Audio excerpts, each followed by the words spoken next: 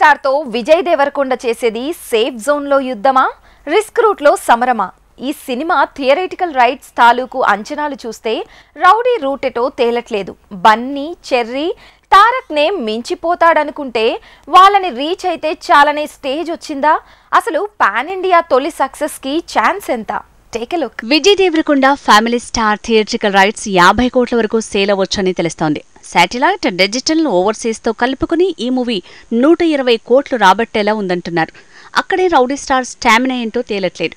First hit నుంచి తన market ఎప్పుడూ అస్థిరమే. పెళ్లి చూపులతో తొలి హిట్ సొంతం చేసుకున్న రౌడీ స్టార్ కి 1.5 కోట్ల మూవీ 30 కోట్ల హీరోగా మారిస్తే 5 కోట్లతో తీసిన అర్జున్ రెడ్డి 55 కోట్ల స్టార్ గా మార్చింది.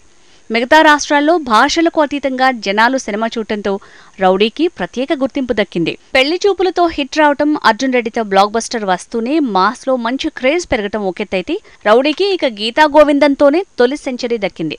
5 కోట్లతో తీసిన ఈ మూవీ 132 కోట్లు రాబట్టి విజయ్ మార్కెట్ ని 100 కోట్లకు పెంచింది. విజయ్ ఒక్కో మూవీతో ఒక్కో మెట్టు కాదు, ఒక్కో ఫ్లోర్ ఎక్కే ఛాన్స్ వచ్చింది. కానీ అప్స్ అండ్ డౌన్స్ ఎక్కువ ఉండటంతో తన మార్కెట్ గ్రాఫ్ కూడా అస్థిరంగానే తయారైంది. లైగర్ పంచ్ తో పాన్ ఇండియా డ్రీమ్ కి ఫుల్ స్టాప్ పడింది. కాకపోతే ఫ్యామిలీ స్టార్ సేఫ్ ప్రాజెక్ట్ కాబట్టి పాన్ ఇండియా లెవెల్లో ఓ మాదిరి సక్సెస్ వచ్చినా విజయ్ గట్టెక్కినట్టే అంటున్నారు. విజయ్ దేవరకొండకి లైగర్ లాంటి పాన్ ఇండియా మూవీ తీయకముందే పాన్ ఇండియా ఇమేజ్ రావటానికి కారణం అర్జున్ రెడ్డి.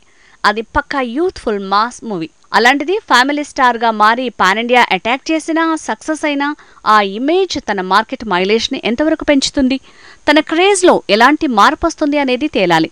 కానీ రివర్స్ రూట్ లో తను చేస్తున్న సేఫ్ జర్నీ ఎంతవరకు తన క్రేజ్ కి సూట్ అవుతుంది అనే ప్రశ్నకి ఆన్సర్ దొరకట్లేదు.